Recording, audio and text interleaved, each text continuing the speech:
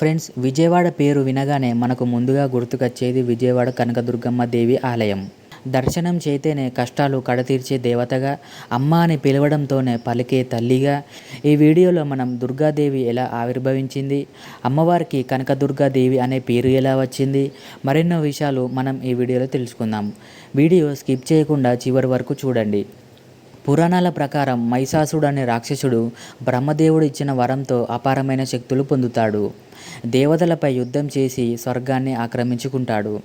దేవతలు తట్టుకోలేక బ్రహ్మ, విష్ణు, మహేశ్వరుని ప్రార్థించారు.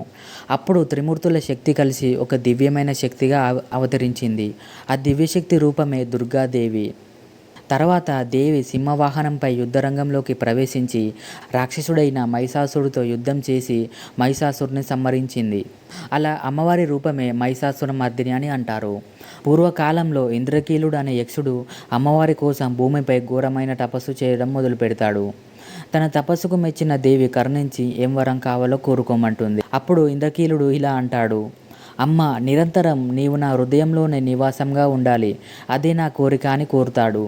అప్పుడు అమ్మవారు ఇలా అంటుంది: నీకు పర్వత రూపంలో అమరత్వాన్ని ప్రసాదిస్తున్నాను. నీవు పర్వతంగా మారి కృష్ణానది తీరాన ఉండు. నేను కొంతకాలం అసుర సంహారం చేసి వచ్చి పర్వత రూపంలో ఉన్న నీ హృదయపీఠంపై కొలువై ఉంటాను అని వరమిచ్చింది అమ్మవారు. అలా ఇంద్రకీలుడు పర్వతంగా మారి ఇంద్రకీలాద్రిగా ప్రసిద్ధి పొందాడు. కొంతకాలానికి కృతయుగంలో మహిషాసురుని సంహరించిన అమ్మవారు మహిషాసురమర్దినిగా ఇంద్రకీలాద్రిపై వెలిసింది. తర్వాత బ్రహ్మదేవుడు అక్కడ శ్వేతాశ్వమేధ యాగం నిర్వహించాడు. బ్రహ్మదేవుడి తపనని గుర్తించిన శివుడు అక్కడ కొలువై ఉంటాడు. బ్రహ్మదేవుడు ముఖ్యంగా మల్లి, కదంబ పుష్పాలతో పూజించడం వలన మల్లికేశుడుగా పూజలు అందుకుంటున్నాడు పరమేశ్వరుడు.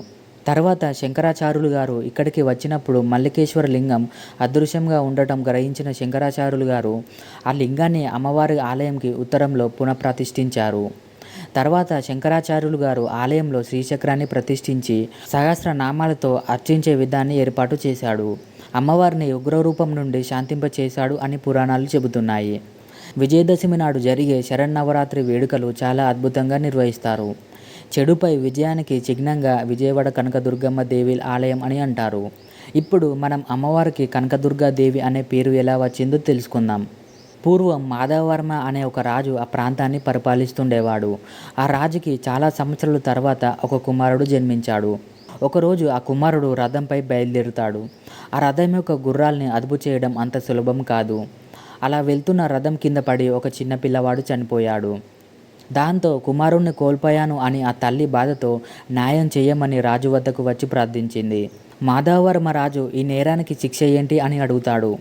అప్పుడు పక్కనే ఉన్న న్యాయాధికారులు దానికి మరణశిక్ష విధించాలి రాజుగారు అని చెబుతారు. న్యాయం అందరికీ ఒకేలా ఉండాలి అని మాధవవర్మ రాజు తన కుమారుడికి మరణశిక్ష విధించాడు. మాధవవర్మరాజు ధర్మపాలనకి సంతోషించిన దుర్గాదేవి మరణించిన పిల్లవాన్ని మరియు రాజకుమారుని ఇద్దరిని బ్రతికించింది. అలాగే కనకవర్షం కురిపించింది అని అంటారు. అలా అమ్మవారికి కనకదుర్గాదేవి అనే పేరు వచ్చింది.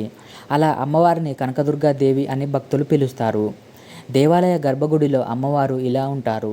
అమ్మవారి మూర్తి 8 చేతులతో ఒక్కో చేతుల్లో ఒక్కో ఆయుధం పట్టుకొని ఉంటుంది.